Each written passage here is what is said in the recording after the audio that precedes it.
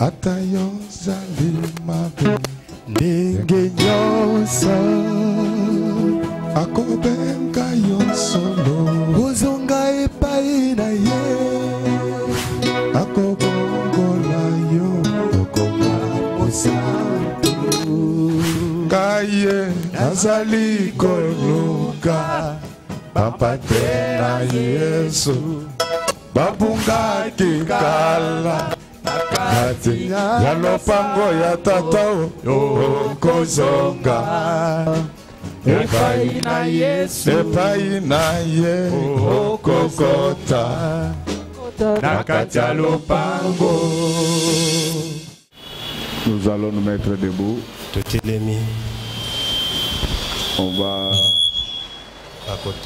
On va nous lire 1 Samuel chapitre 17 verset 16. Le Philistin s'avançait matin et soir, et il se présentant pendant 40 jours. Amen. Nous pouvons nous asseoir. Essayez encore car Jésus-Christ est vivant. Le temps des miracles n'est pas encore passé. Oh, essayez encore car Jésus-Christ est vivant. Le temps des miracles n'est pas encore passé. Essayez encore car Jésus-Christ est vivant. Le temps des miracles n'est pas encore passé. Oh, oh. Essayez encore car Jésus-Christ est vivant. Le temps des miracles n'est pas encore passé. Essayez encore car Jésus-Christ est vivant. Le temps des miracles n'est pas encore passé. Oh, oh. Essayez encore car Jésus-Christ est vivant. Le temps des miracles n'est pas encore passé. Essayez encore car Jésus-Christ est vivant. Le temps de voyager n'est pas encore passé. Oh. Essayez encore car Jésus-Christ est vivant. Le temps des miracles n'est pas encore passé. Essayez encore car Jésus-Christ est vivant.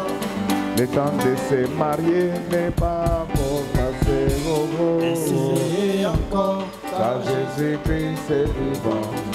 Le temps des miracles n'est pas encore passé. Essayez encore car Jésus-Christ est vivant. Le temps d'acheter des maisons n'est pas encore passé. Oh, essayez encore car Jésus-Christ est vivant. Le temps des miracles n'est pas encore passé. Essayez encore car Jésus-Christ est vivant. Le temps de construire n'est pas encore passé. Oh, oh. Essayez encore car Jésus-Christ est vivant. Le temps des miracles n'est pas encore passé. Essayez encore car Jésus-Christ est vivant. Le temps de voyager n'est pas encore passé. Oh, oh. Essayez encore car Jésus-Christ est vivant. Le temps des miracles n'est pas encore passé. Essayez encore car Jésus-Christ est vivant. Le temps d'acheter n'est pas encore passé. Oh, oh. Essayez encore car Jésus-Christ est vivant. Le temps des miracles n'est pas encore passé. Essayez encore car Jésus-Christ est vivant. Le temps des miracles n'est pas encore passé. Oh, oh. Essayez encore car Jésus-Christ est vivant. Le temps des miracles n'est pas encore passé. Essayez encore car Jésus-Christ est vivant. Le temps de travailler n'est pas encore passé. Oh, oh. Essayez encore car Jésus-Christ est vivant. Le temps des miracles n'est pas encore passé. Essayez encore car Jésus-Christ est vivant.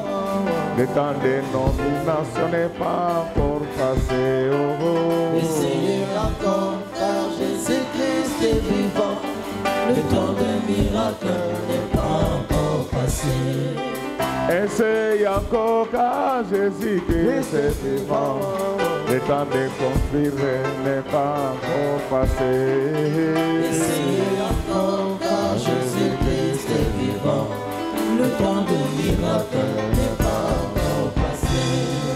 C'est possible, c'est possible, c'est possible, c'est possible cette fois-ci. C'est possible, c'est possible, avec Jésus. c'est possible, Oh non, c'est possible, passé, c'est possible, c'est possible, voyager, c'est possible, c'est possible, Élie, c'est possible, Ariel, c'est possible, c'est possible, c'est possible, acheter des maisons, c'est possible, c'est possible, abandonner les péchés, c'est possible, c'est possible, c'est possible, c'est possible, avec Jésus, c'est possible, c'est possible, avec Yahweh, c'est possible, c'est possible.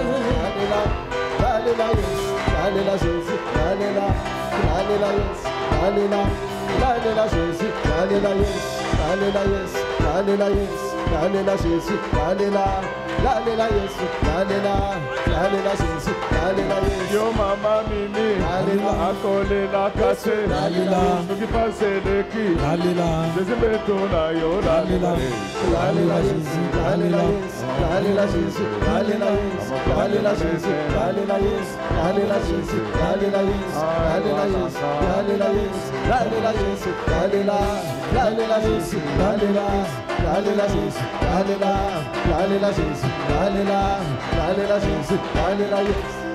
Yes, allez là yes, allez là yes, allez là yes, allez là yes, allez là yes, allez là yes, allez là Jésus, allez là yes, allez là yes, allez là yes, allez là yes, allez là yes, allez là yes, allez là yes, allez là yes, allez là yes, allez là yes, allez là Jésus, allez là yes, allez là Jésus, allez là yes, allez là Jésus, allez là yes, allez là Jésus, allez là yes.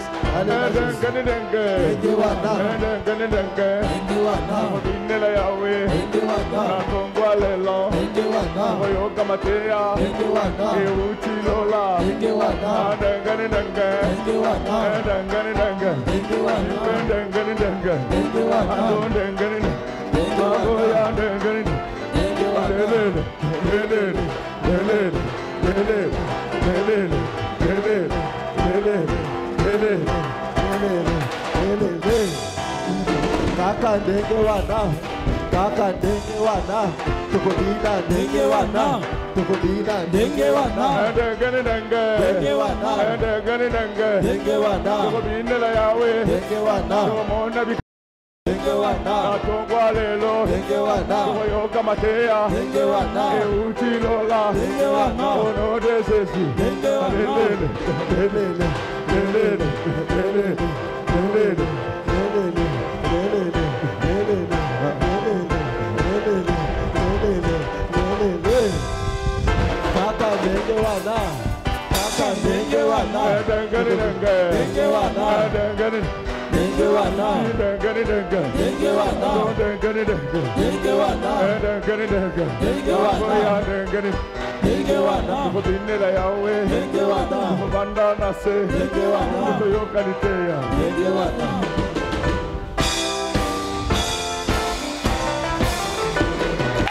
Alléluia. Nous continuons notre enseignement du dimanche passé. Il s'agira donc du porte-clés deuxième partie. Alléluia. Amen. Je crois que la semaine passée, je voudrais dire le dimanche passé, notre thème s'intitulait les porte-clés. Pourquoi nous insistons sur ces choses? Nous nous rendons compte que depuis un certain temps, l'Église s'est Carte de l'essentiel. Ecclesia ezobungwa na o ezali ya motuya na yango. Alléluia. Amen. Amen, amen, amen. Amen. L'église, c'est carte de Ecclesia l'essentiel. ezokenda libanda na o ezali ya motuya. Tellement que dans nos églises, nous ne parlons que des démons, Lokola ba ecclesia na biso tolobela kati na ba parlons que des demona. magiciens. Tolobeli bato soloka Finalement, pe na suka. les chrétiens sont devenus comme des païens. Ba Kristo ba komi lolenge moko na ba pagano.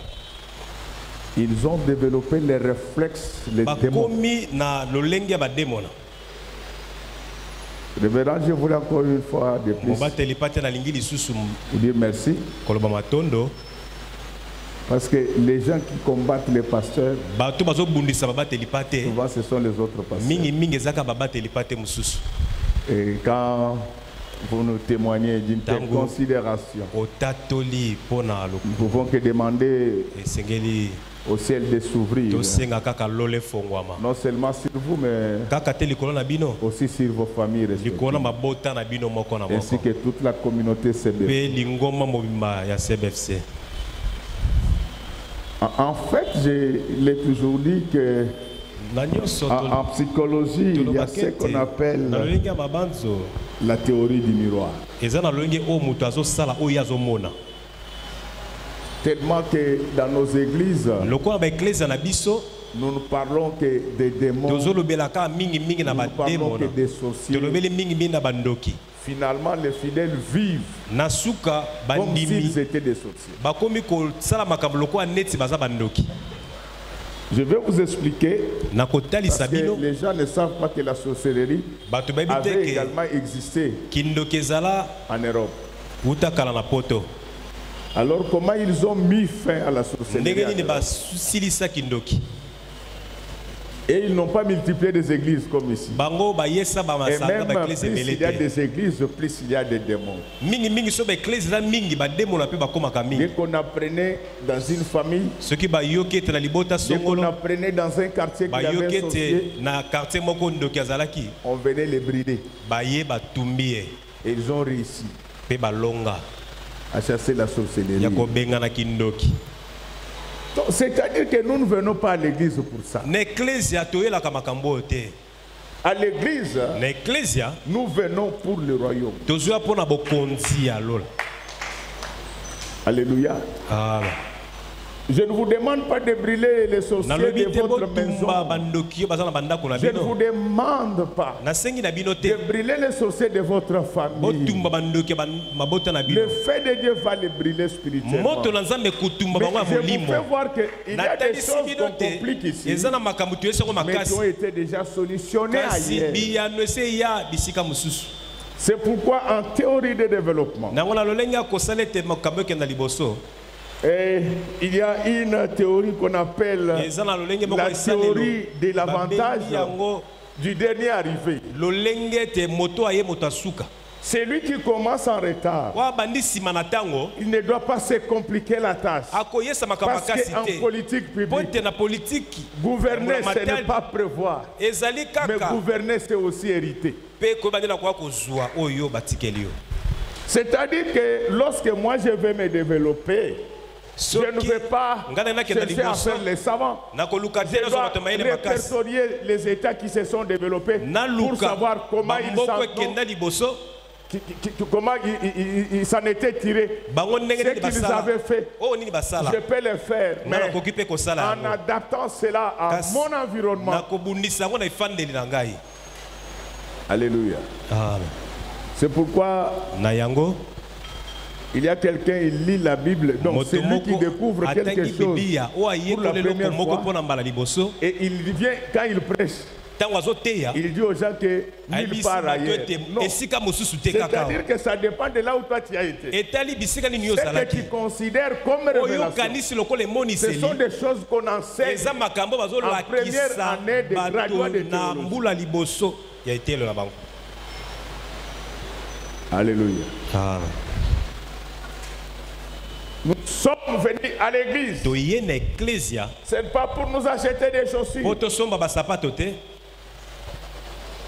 Moi, je connais des gens nayebi bato qui travaillent même les dimanches, azosala ta mokolo yenga mais ils roulent carrosse. kasi aza na mituka malamu Nous ne sommes pas venus à l'église pour toye na ça. eklesia mpo na yango te À l'église, na eklesia nous sommes venus toye parce qu'il y a un jour qui a été préparé mokolo moko pour ebongisama l'enlèvement de mpo na l'église. konetoma Je sais eklesia que beaucoup de gens se moquent de bato toi. ebele bazoseka yo Ils disent que tu ne montes jamais dans des Balobi, avions. na pepo Mais il mataka faut te leur dire kasi yebisa que bango l'heure viendra mokolo où ekoya je ne monterai pas seulement dans un nakomata kaka avion, te na pepo mais moi-même je serai à la fois moko avion nakozala et pepo pilote. mpe mokumbi yango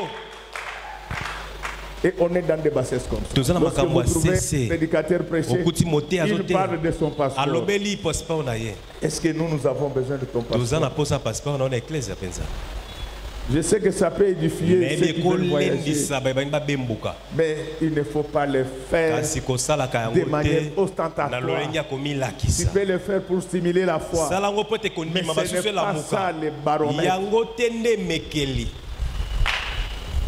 C'est pourquoi je vais continuer avec cet enseignement sur nakokoba l'humilité. na malakisio ya komikitisa Est-ce que tu es humble? oza moto akomikitisa Est-ce que devant Dieu liboso ya nzambe et devant les hommes, liboso ya bato est-ce que tu sais t'humilier? oyebi komikitisa Est-ce que quand ton mari soki crie, mobali no agangi est-ce que tu es capable yoza de na faire comme ça? makoki ya kosala lokwa sara Dire mon Seigneur, koloba ete nkolo na ngai pardonne-moi. limbisa ngai Même quand tu as raison. Vous ata savez, yo il y a olongi des moments où il faut rejeter eza na même eloko la mosusu raison. yo moko bwakisi ata Pour oyo faire eza avancer ngambo na les yo choses. po ete makambo Quand ekenda il liboso parle, là, ntango il azoloba wana dit, lobi dis-moi ça, Zoba. une femme idiote Oui, mais c'est que ça va, tu il lui y a dis ça l'avion. c'est toi le savant qui a inventé l'avion Limisangaï, Limisangaï. pardonne-moi pardonne-moi Ce sont les choses eza makambo qu'on ne retrouve plus dans nos églises. na baeklesia ekutama lisusu te Aujourd'hui, vous trouvez les lelo femmes okuti des mwasi chrétiens mokristo quand ils parlent à leur ntango mari. azolobela mobali na ye Non, okamwe et les filles. Yo dis moi, batanga mibale. qu'on puisse Batanga compter pe- les et hommes puis, toi aussi tu es moi, parmi je ne les sais hommes pas pourquoi souvent quand tu parles, tu soulèves la robe. otombolaka Tu veux faire lobe na quoi? yo olinga kola Est-ce que osala tu ne nini peux pas parler comme moi okolobaka sans pamba tenir le bout de la te robe? osimba Pourquoi ta quand songi ya tu lobi na yo parles, te ntango mwasi tu ozoloba soulèves la robe? ozotombola lobe na yo Amen, amen. Ah, Est-ce que nous pouvons répéter ensemble humilité? tobandela elongo komikitisa Est-ce que nous pouvons encore répéter tobandela ensemble lisusu humilité? elongo komikitisa Il n'y a pas que les femmes qui eza kaka basi te manquent du respect à leur nde mari. bazozanga botosi na mibali na bango C'est aussi les hommes. mibali mpe Il y a des hommes qui n'ont aucune eza mibali considération. baza ta na Pour les motuya femmes. te mpo na basi na bango Pourquoi tu n'as pas le courage oza na mpiko te mpo na nini de demander pardon à ta ya femme kosenga bolimbisi na quand molongani na tu te yo rends compte que tu l'as ntango omoni offensé? ete yo osali ye mabe Pourquoi tu n'as pas ce courage-là? mpiko wana eza te mpo na nini Il faut dire non, papa a commis mon nom. tu dis que Mais ami mon elle va déjà. s'entêter non non elle va pas s'entêter Moi, je me demande, dans nos maisons, nalobi na bandako na biso Nani Sarabatu na bandako. qui nourrit les gens dans nos maisons Nani? c'est qui Non, bon répondre. répondez convenablement Les dialogue. nous sommes en train de dialoguer Nani Sarabatu qui nourrit les gens à la maison Papa. c'est papa Bozu zéro. vous avez zéro Parce que personne opté les papas amènent l'argent. papa me mine Mais en bisolo réalité, kasi na la bosolo nourricière, oyo alesaka bato c'est la maman. eza nde mama Pourquoi les hommes, mpo na nini mibali vous n'avez pas le courage boza na mpiko te de dire à vos ya épouses koyebisa basi na bino que maman pardonne. mama limbisanga mpo na eloko Et quand quelqu'un n'est pas capable soki moto azangi makoki de demander pardon ya à sa kosenga femme, bolimbisi na mwasi à oyo son ya ye mari, moko na mobali na ye sache qu'il ne demandera pardon à yebe personne. te akosengaka bolimbisi mpe na moto moko Vous allez te voir même les gens qui ne okomona représentent ata rien. moto atalisi ata Mais eloko quand te ils menacent les soki autres, azotungisa bato mosusu mais non, te tu peux fuir. yo kokima Un jour, mokolo moko je ne sais pas là où j'étais, nayebi te nazalaki il y wapi avait un conflit, kobendana moko ezalaki matata ezalaki wana un problème qu'on pouvait régler. likambo mo bakoki kozwa biyano na pe te Il y a des gens qui aiment des problèmes bato balingaka très makambo agités. azotungisama Un problème simple à likambo régler, pe te ya kopesa eyano il dit non, alobi Tu t'es joué de moi, je vais maintenant appeler quelqu'un. Non, moi j'écris. Je suivais ça à distance. Moi j'écris peut-être qu'il va appeler le président de la République. Il va appeler major. Je vais dire que tu vois les majors. Il y a des colonels. Il y a des généraux. Au lieu de perdre l'État, arrange avec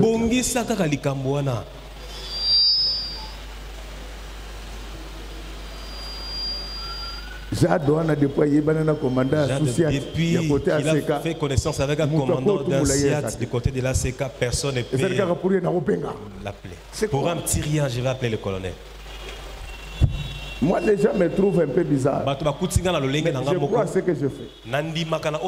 Moi, j'ai dit, ça ce n'est pas maintenant, j'ai dit à tous les habitants de ma maison que les jours où vous avez un problème avec un policier, arrangez. Fais comme tout le monde. Si tu as fauté, humilie-toi. Souvent ils comprennent. C'est comme ça que je fonctionne.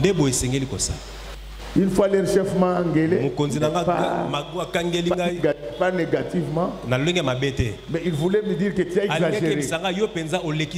Vous perdez quoi si vous arrangez? Pendant le confinement,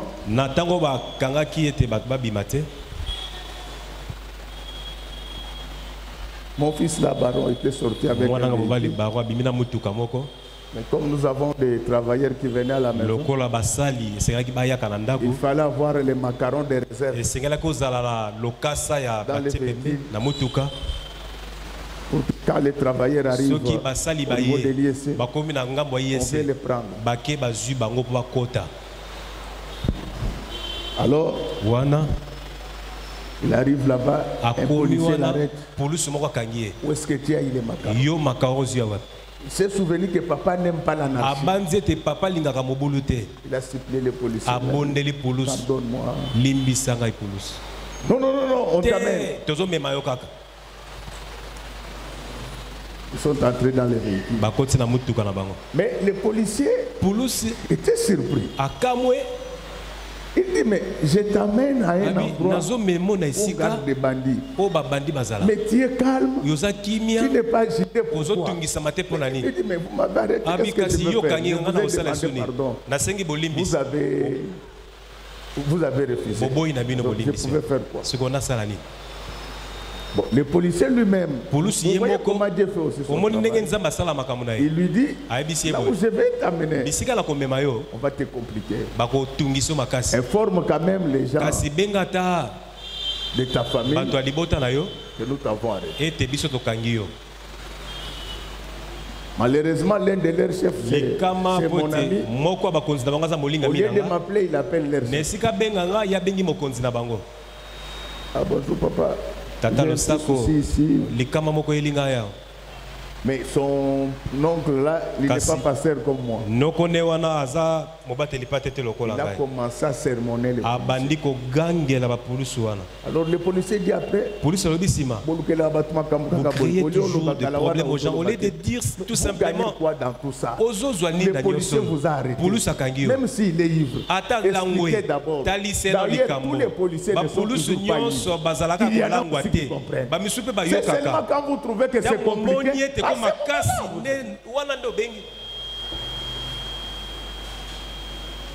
Et l'histoire a changé. Maintenant, tous les policiers commencent à les sécuriser. Et c'est ce chef-là qui m'appelle. Il me dit, Godé, tu as exagéré. Et il dit à l'enfant, prochainement, si tu as ça, il faut m'appeler. J'ai dit à l'enfant, on n'appelle pas comme ça. Dans la vie, il y a des choses qu'il faut banaliser. Simplifier. Quand quelqu'un t'insulte, ça change quoi?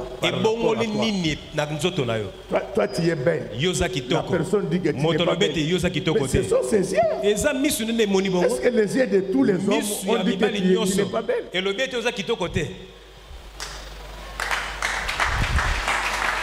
Où va l'église? Où va l'église? Les fidèles comme les pasteurs. Les pasteurs comme les fidèles. Pour un petit rien. Comme ça. Répétons ensemble Goliath. C'est par là que je vais continuer l'enseignement. On vient de nous lire ce passage de Samuel 17. Il s'agit en fait de l'histoire qui s'était passée entre la Philistie et Israël. Chers frères et sœurs, Israël était assis calmement. Les Philistins vont déclencher les combats. Mais quand ils arrivent, pendant que toutes les armées étaient rangées, Goliath va sortir. Peut-être parce que vous n'avez pas... vous allez lire peut-être à la maison. Mais il fallait entendre les choses qui sortaient de la bouche de Goliath. Est-ce que tu peux nous lire le 10e verset?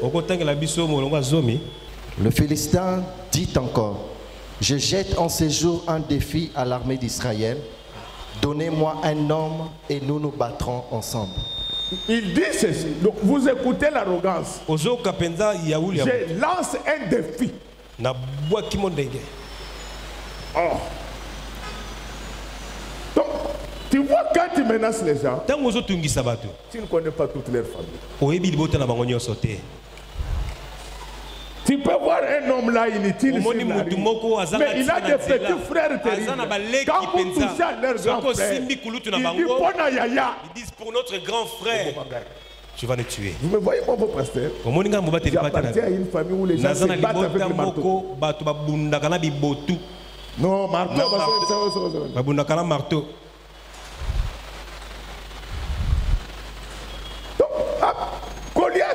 Goliath. Ce que tu vois là, c'est l'échantillon. Mais c'est nous.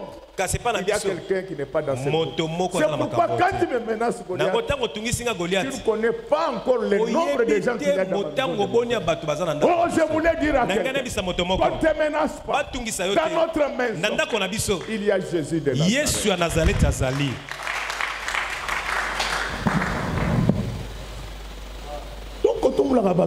Il ne faut pas provoquer les gens comme ça. Je suis ici d'une famille où les gens se battent avec le marteau. Parce qu'il y a des gens, quand ils provoquent les autres, ils croient que la bagarre c'est comme la boxe. Dans la boxe, il y a l'arbitre. Mais dans la bagarre de la rue, il n'y a pas d'arbitre. C'est pourquoi quand tu menaces les gens, fais très attention. Ce que tu vois là, c'est juste un échantillon. David ne fait pas partie de cette.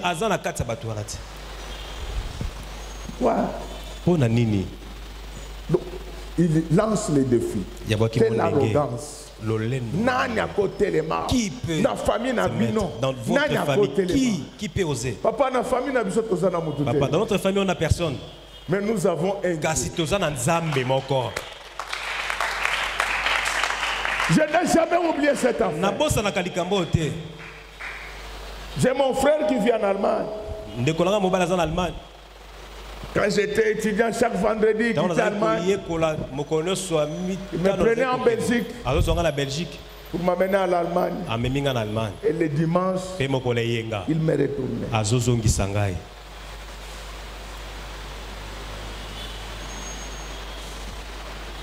C'est un trajet d'environ 3 heures. En aller-retour, ça fait 6 heures.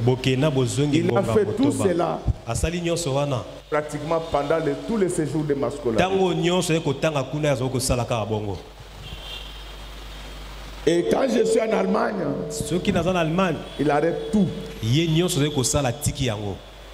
Lui, comme il ne prie pas, une fois je l'ai attrapé en train de tromper à son chef. Moi, je ne connais pas l'allemand. Je ne connais pas bien l'allemand. Et j'ai entendu citer quelque chose comme maladie. Il disait à son chef qu'il était malade, il n'allait pas partir au travail parce qu'il devait me conduire. Je lui ai dit, tu n'es pas malade, monsieur. Kende Moussala. Va au travail. Il me dit, grand frère, il me dit, je ne peux pas te laisser pour rien au monde. S'ils vont me révoquer, qu'ils me révoquent. Un jour, il y a, nous sommes en 2014 ou 2013. Il était en vacances ici. Quelqu'un le fait arrêter. Dans une histoire, il avait raison. Moi, généralement, pour des choses comme ça, je n'interviens pas. Mais quand j'ai pensé à tout ça, j'ai dit non, je dois me déplacer. Quand j'arrive, on me fait les récits de faits. Je trouve qu'il était innocent. Mais celui qui l'avait fait arrêter, il était magistrat. Parce qu'il y a des gens qui croient que quand ils sont magistrats, ils sont tout permis. Mon magistrat, un jour, tu seras dans le cercueil. Tu as l'habitude d'arrêter arbitrairement les gens. Dieu t'arrêtera, il te mettra dans le cercueil. Alors, comme j'ai vu les magistrats, il était très agité, donc vous allez voir que c'était lui le président de la République.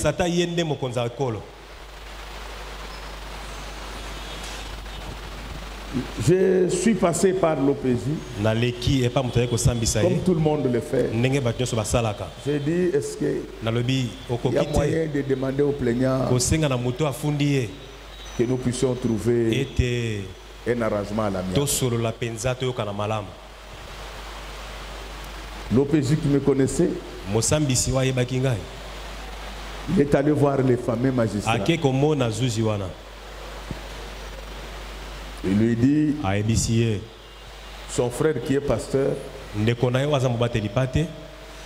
veut vous rencontrer pour trouver une solution à la l'affaire a quitté.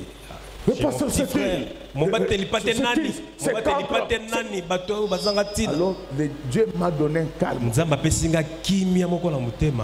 Il a dit tout ce qu'il voulait. Il a parlé pendant à peu près 5 minutes. En train d'insulter. Dans la 6e minute, je vous dis authentique. Vous pouvez vérifier ça, je crois que c'était encore le général Oleko qui était à Pékin. Je crois que c'était lui qui était l'avant Kanyamaza. J'ai vu l'homme commencer à se fondre. Je vous dis authentique. Ne me menace pas. Chez nous, il y a David.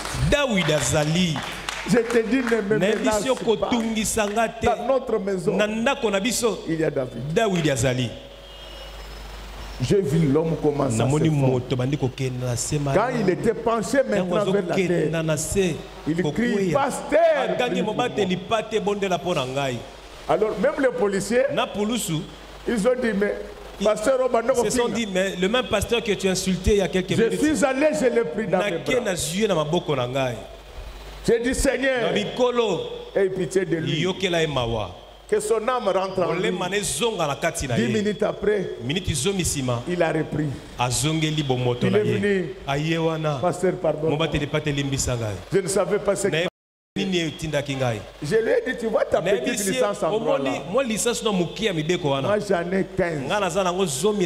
Et pas sous l'arbre comme toi. Apprends à respecter les gens. Mais je lui ai dit, c'est Dieu qui avait provoqué ça. Parce que tu allais mourir. Aujourd'hui, il est au magistrat. Et il me respecte beaucoup. Je crois que si moi j'étais allé dans la brutalité, j'allais perdre non seulement une âme, mais on allait perdre un homme. Sois humble. Est-ce que tu peux quand même changer ta posture? Il n'a rien, mais il n'a que cette bouche-là pour parler. Mais quand il parle, répétons ensemble Goliath. Wow, mais pourquoi Goliath parlait? Goliath, quand il parlait, il regardait sa taille. Il avait regardé en Israël. Il n'y avait personne qui avait sa taille. Il a regardé en Philistine. Il n'y avait personne qui avait sa taille. Mais Goliath avait oublié que notre Dieu, c'est le grand des grands. Ses pieds sont sur la terre et son siège au ciel. C'est-à-dire que notre Dieu, il est plus grand que Goliath. Même si tu as l'argent, même si tu as le pouvoir, ne menace pas un innocent.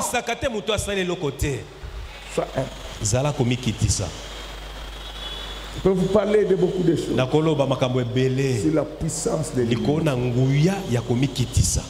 Qu'est-ce qui poussait Goliath à parler? Sa taille. Je sais que dans les affaires, tu es de grande taille. Je sais qu'en politique, tu es de grande taille. Je sais que même dans les ministères, tu es de grande taille. Tu réunis des milliers de fidèles. Mais ce n'est pas pour cela que tu dois écraser les autres. Peut-être tu n'as que la foule là, mais Jésus n'est plus dedans. Il est resté à Jérusalem. Je ne dis pas que tous ceux qui ont des foules sont dans le mal. Non. Il y en a qui ont des foules et qui sont dans la foi. Que Dieu les bénisse.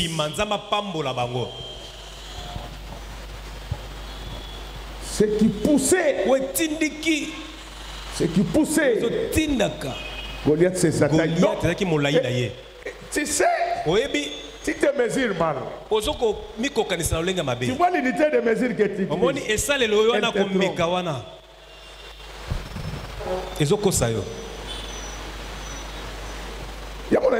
C'est pourquoi j'ai l'habitude de dire aux gens, si tu es habitué qu'à manger la nourriture préparée par votre mère, il ne faut pas tout de suite la proclamer meilleure, parce que tu n'as jamais mangé chez le voisin. Tu crois que tu es de grande taille, mais tu n'as jamais vu des hommes forts. Tu n'as jamais vu des hommes forts.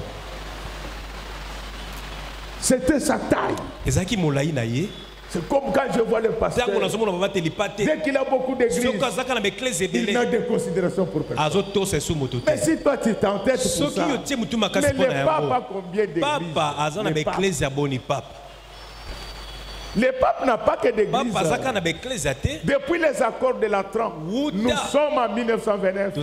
Le pape est titulaire d'un territoire.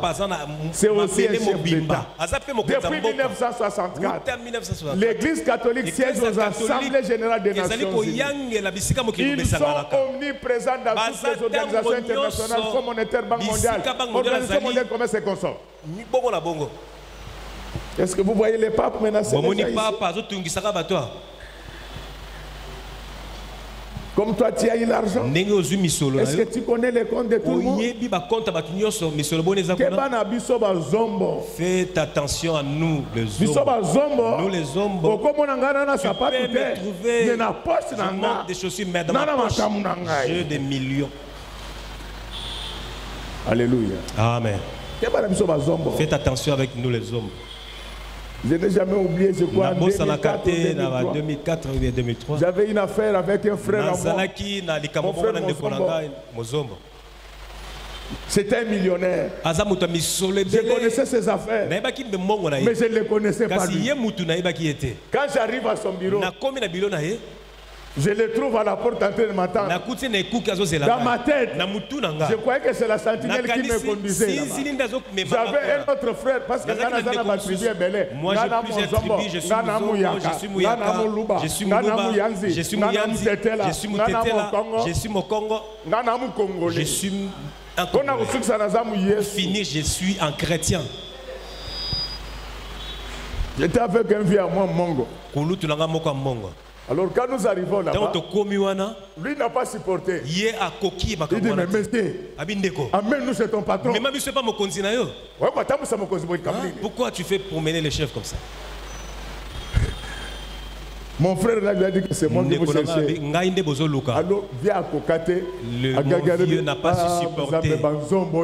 Il a dit, mais le Zombo, un milliardaire, on ne dit pas de aucun aspect. Respecte les gens. Alléluia. Amen. Même s'il n'a rien, cet homme qui est devant toi, il a été créé à l'image de Dieu. Et il est frère de Jésus. Donc je parle de l'homme avec grand H. Dans cet homme-là, il y a et la femme et l'homme avec femme.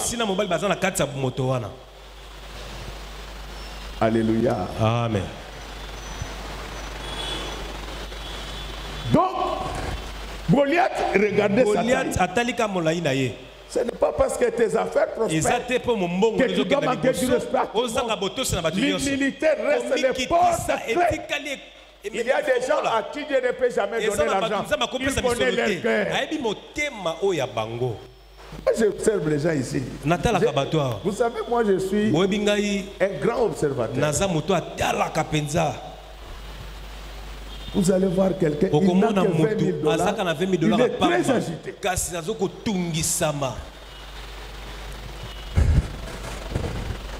Nini. Qu'est-ce qu'il y a? Nini. Quoi? Mais je fais d'abord une pause. Je demande à Dieu qu'il puisse tuer tous ceux-là qui volent l'argent du Congo. Vous n'avez pas accepté ce que vous êtes dedans. Toute personne qui vole l'argent du Congo, que le Transco puisse quitter les boulevards, qu'il puisse cogner son véhicule. Bande de voleurs. Miyibi. Vous volez l'argent de l'État. Pensez que la RDC, c'est la parcelle de votre grand-père. C'est ça l'humilité, oui. Ça, c'est l'humilité devant Dieu. Donc l'humilité devant Dieu, c'est de ne dire que la vérité. Ces gens, si on les laisse comme ça, ils vont tout finir. Vous avez volé au temps du Kassavou. Vous avez volé du temps de Mobutu. Vous avez volé du temps de Mouzé. Vous avez volé du temps de Jikaka. Vous continuez encore du temps de béton. Il y a un bus de Transco qui puisse connaître une panne. Un ange mécanicien. Moi, je vois que ça puisse se revêtir de l'esprit, qu'il puisse desserrer tout simplement les rôtis. Que ça puisse cogner les enfants des voleurs. Vous irez en enfer. Pourquoi tu ne peux pas être il voit sa taille. Mais la taille que tu as n'a rien à voir avec Dieu. La Bible dit que c'est monsieur Goliath. Il mesurait 6 coudées et un empan. Alléluia. Amen. 6 coudées et un empan. En fait, un empan, c'est la distance qui existe entre les pouces et les petits doigts lorsque tu ouvres la main. Alléluia. C'est-à-dire que cet homme, il était resté homme. Il n'avait aucune possibilité d'avoir la longueur de cette coudée pour entrer dans la divinité. Malgré sa grandeur là, il était comme. C'est pourquoi la Bible dit en réalité dans l'homme c'est l'esprit le plus grand. Ce n'est pas celui qui a des milliards. Le plus grand ce n'est pas qui a des bateaux. Le plus grand c'est celui qui a le Saint-Esprit. Il régnera à jamais. Oh, laisse que tel que je parle, que la puissance du Saint-Esprit entre en toi. Que tu règnes à jamais. Avant de régner à jamais. Que la puissance du Saint-Esprit vienne avec tout son atlas.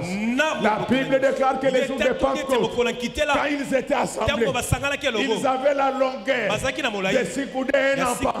Mais au 50e jour, la puissance du Saint-Esprit descendit. Toute la ville a couru comme la puissance de Dieu est entrée en toi. Que les clients viennent chez toi. Que les véhicules viennent chez toi. Que les affaires viennent chez toi. Que la gloire vienne chez toi. Est-ce que tu peux apprendre de pas être? Moi je connais beaucoup de gens que sa famille m'esquise. C'est pour prêcher les autres. Les gens comme les papas Bolozi. batata bolozi. Il était notre voisin en Biza Pigeon de Pombe de Mobutu.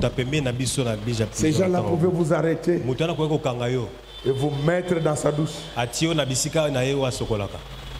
On pouvait vous chercher par là. On ne vous retrouvait pas. C'est pourquoi j'ai rencontré un homme. Il y a peu. En train de faire gratuitement du mal aux gens. Je lui ai dit, monsieur, les Ngwanda ont fait ce que tu fais. Ils sont partis, ils ne sont jamais rentrés. Caleb a fait ça. Aujourd'hui, il est en clandestinité. Ne commence pas. Il me dit, tu me dis comme ça. Je dis, oui, je m'adresse à toi. Pourquoi vous voulez faire du mal? Il faut faire très attention.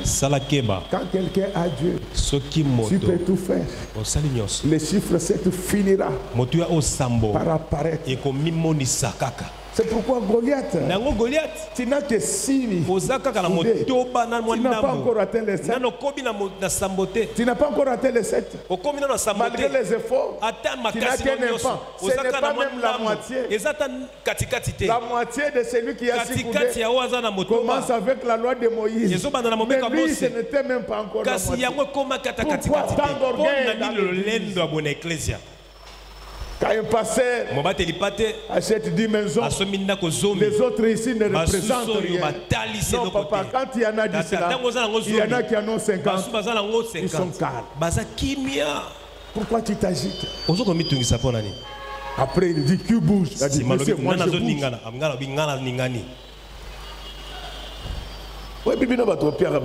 C'est vous qui les entêtez. Avec votre somme d'argent, avec notre pauvreté, nous vous dépassons en joie. Nous sommes plus joyeux. Nous, les pauvres, ne sommes plus joyeux que vous. Vous savez, la vie, c'est vous qui la compliquez. Est-ce que si vous avez 50 véhicules, vous pouvez les conduire tous au même moment? Les pieds dans la mer, les bras dans Prado, les nez dans Ketch. Non. Tu ne sortiras qu'avec ces voleurs ici. D'ici peu, tu vas mourir. Tu vas laisser cet argent. Toute personne qui a volé l'argent du Congo, celui qui ne va pas restituer l'argent, il va mourir. Je vous avais dit, toutes ces prières, quand vous manquez à manger, rassemblez les enfants, commencez à claquer les assiettes que nous donnons affamés parce que certaines personnes ont volé l'argent. La personne qui ne va pas restituer l'argent volé, il sera enterré. Acclamons très fort.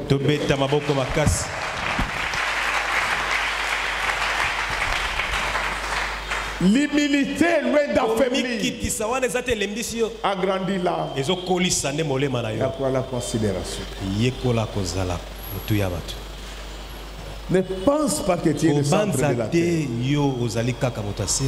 Ne pense pas ça. C'était ça l'erreur de Goliath. Donc, il n'a même pas été mandaté par la Philistie. Lui-même, il a pris l'initiative. Cherchez quelqu'un chez vous. Moi-même, je suis déjà. Des gens qui s'autoproclament. Depuis que tu avais prophétisé sur la pluie et qu'elle est tombée, tu crois que tu es devenu la pluie? Non. Il y a des gens qui ont déjà vu Dieu, mais ils sont calmes. Pendant que toi tu t'agites là, ils sont calmes.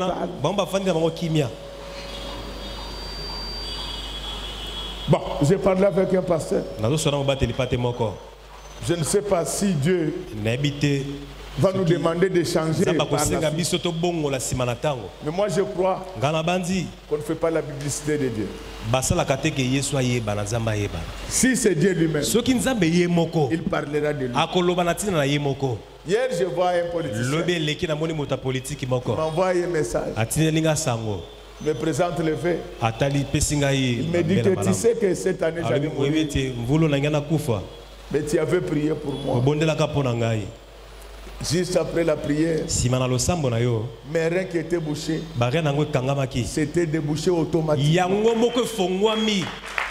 Alors, Il fait beaucoup de commentaires. Je lui ai dit ceci. Je ne suis ni médecin, ni infirmier. Je ne citerai jamais ton nom pour intimider les gens. Cette gloire-là que tu veux mettre sur tes épaules, elle est tellement lourde. Je ne la supporterai pas. Bénis celui qui t'avait guéri. Parce que moi je ne suis rien. Mais ici, dès que quelqu'un a pris pour qu'il y ait un chic qu'on fait sortir même par le GUI, ça devient une affaire nationale. Quand j'étais devant, il y a le Dieu de mon papa qui m'a dit il y avait les chics. Tu peux glorifier, mais ce n'est pas un péché. Il ne faut pas le faire pour qu'on sache que votre pasteur est grand. Vous lui rendez un très mauvais service. Les pôles sont arrivés quelque part. Tellement que la présence de Dieu était indubitable. On l'avait traité de Dieu. Il a pleuré. Mais ici, dès qu'on dit que Dieu, vous trouverez le pasteur JP. Il est là en train de s'agiter. Tu veux intimider qui?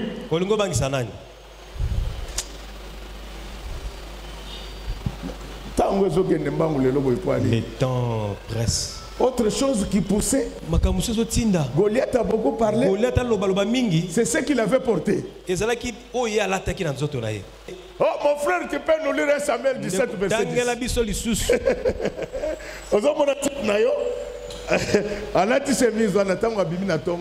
Le matin, lorsque il est sorti avec sa chemise, il s'est mis au point, il cause avec les enfants. Il dit aujourd'hui, Godot aura des problèmes sérieux.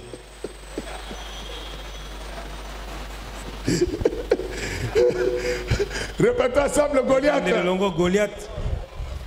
Lis mon frère. 1 Samuel 17, le verset 10. On commence même par le 4e verset. Avant d'arriver là-bas. Il est là. Un homme sortit alors du camp de Philistins et s'avançant entre les deux armées. Il s'est nommé Goliath. Il était de Gath. Il était de Gath. Et il avait... Donc chaque fois que je parle, il dit que Godé c'est qui lui, il est Moukwanga. Est-ce que toi je connais les Moukwanga? Je ne connais pas. Si tu es le Moukwanga, ça c'est toi. Moi je suis enfant de Dieu. Dans ce pays, il y a une maladie. Le tribalisme. Il y a des amis. À l'époque de Mobutu, j'avais un ami du Bandundu. Il me parlait toujours à Kingwani. Moi, je croyais qu'il était Mwani. Mais à l'entrée de Mouzaïe, je l'ai trouvé en train de parler à Swahili. Il m'a dit, pasteur, il dit, moi je suis des deux côtés, pasteur. Swahili, vous sentir même son. Vous sentez même même la tonalité, c'est vraiment un Swahili là bricolé. Je lui ai posé la question, mon cher. Toi, tu étais Ngwandi du temps de Mobutu. Il a dit non, pasteur, je suis des deux côtés. Côté Mobutu, c'était côté papa. Mais du côté de ma maman, je suis. Ma maman est Moulubakat. J'ai dit non, Moulubakat. Même sa façon de se défendre, c'est vraiment du mensonge. C'est Moulubakat. Donc, Goliath était de Gath. Goliath était de Gath. À l'époque de Mobutu, les Ngwandi croyaient avoir acheté le pays. Mobutu est parti. Après, c'était le tour de Mouzé. Cet ami-là, je l'ai trouvé en train de parler faux Swahili. Mouzé est parti. Il est resté là-bas avec Zikaka. Aujourd'hui, les mêmes amis, il a oublié qu'il m'avait dit. Il était de côté. Il m'a dit, mais Godin, n'a qu'à 25%. Je suis 25% Louba. Le 25% là, ça vient d'où? Du côté de mes grands-parents. Moi je voulais vous dire, ne comptez pas pour vos origines, pour faire du mal. Soyez fiers d'être ce que vous êtes. J'ai dit non au tribalisme. Tribalité, oui. Mais tribalisme, non. Mobutu est passé. Moussa est passé. Zikaka est passé. Béton passé. Mais il y a un set qui ne passe jamais. Ses parents n'habitent pas la terre. Ses parents habitent les cieux. C'est pourquoi un jour, sur la montagne, une voix se fit entendre au ciel. La voix dit ceci: celui-ci est mon fils bien-aimé. Écoutez-le. Je voulais vous dire, mes amis, je ne suis pas Mongala, je ne suis pas Moluba, je ne suis pas Mokongo, je ne suis pas Moussaïli, je suis Mouyesu.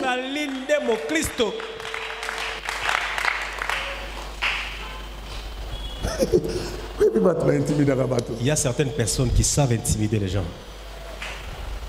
Un jour j'étais à Matongé.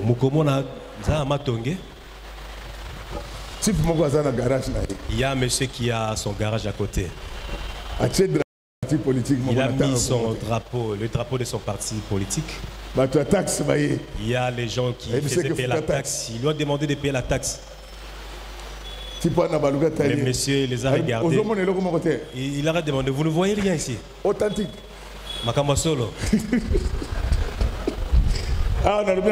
Moi j'ai cité le nom de quelqu'un. Il a dit ceci: mais tu ne vois rien du tout dans ce garage ici. C'est un garage, mais c'est vraiment un siège de plusieurs affaires. La personne de la commune a aperçu seulement les drapeaux, il s'est enfui. Il m'a trouvé, je faisais un petit travail là.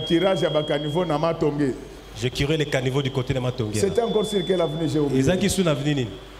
Avenue où il y a Maison de la Bible. J'ai oublié les noms. C'est pas Popo Kabak. Popo. Alors, j'ai vu la personne qui travaille. Il était très fatigué. Il me dit: président, vous voyez la difficulté de faire ce travail. Mais il y a une certaine catégorie de personnes qui ne payent pas la taxe. Je dis non, tu manques de stratégie. Quelqu'un qui a juste présenté un drapeau et puis toi tu t'enfuis. Ne fais pas du mal aux gens. Parce que tu as les mêmes origines. Ceux qui ont fait ça, ils plairent aux autres. J'ai beaucoup de choses à dire sur ce. Ça risque de nous prendre trop. Continue mon frère. Il était du Gat. Donc il y a des gens, il y a même des provinces dans ce pays qui croient qu'elles sont supérieures par rapport à d'autres provinces. Non!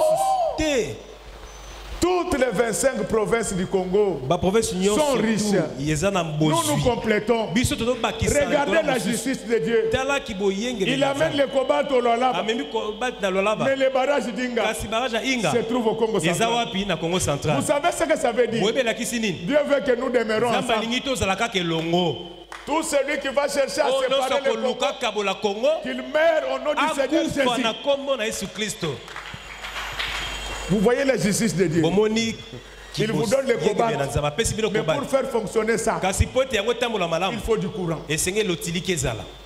Alors quand Dieu voit que vous avez maintenant la mentalité de prendre le courant en Zambie, il suscite les Zambiens pour qu'ils nous attaquent. C'est en fait pour que les gens de Lualaba se souviennent du Congo central. Oh, je vous l'ai dit, peuple du Congo, de Sakanya à Zongo, de Zongo à Kisangani, de Kisangani à Mwanda, nous sommes l'enfant de notre peuple.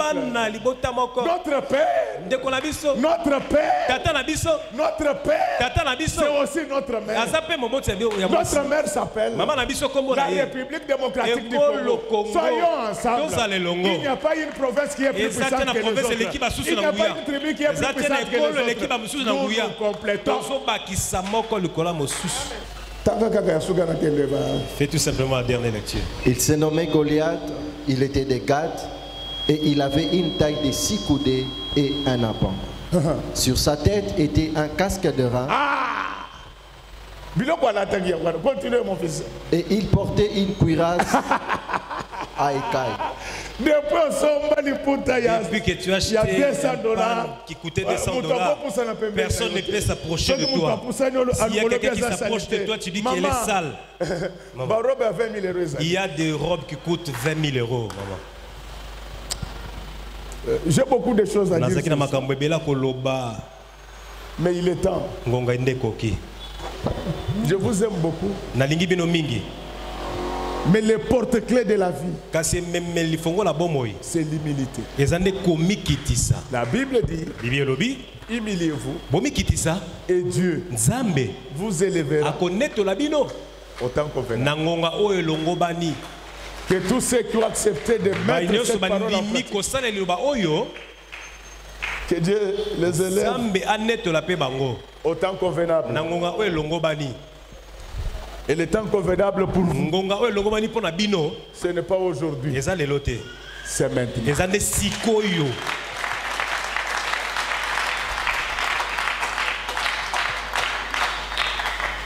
Que Dieu fasse que ton nom soit dans la bouche de tout le monde dans cette vie. Bon, je suis convaincu que dans une certaine mesure, j'étais très utile pour nous. J'ai fini tout ce que j'avais à dire. Maintenant, il me reste une seule chose. C'est de vous dire que c'est ça le message. Que Dieu bénisse les mamans. Que Dieu bénisse les papas. Que Dieu bénisse les enfants. Que Dieu bénisse tous ceux qui vont nous suivre dans les médias. Et que Dieu bénisse notre pasteur.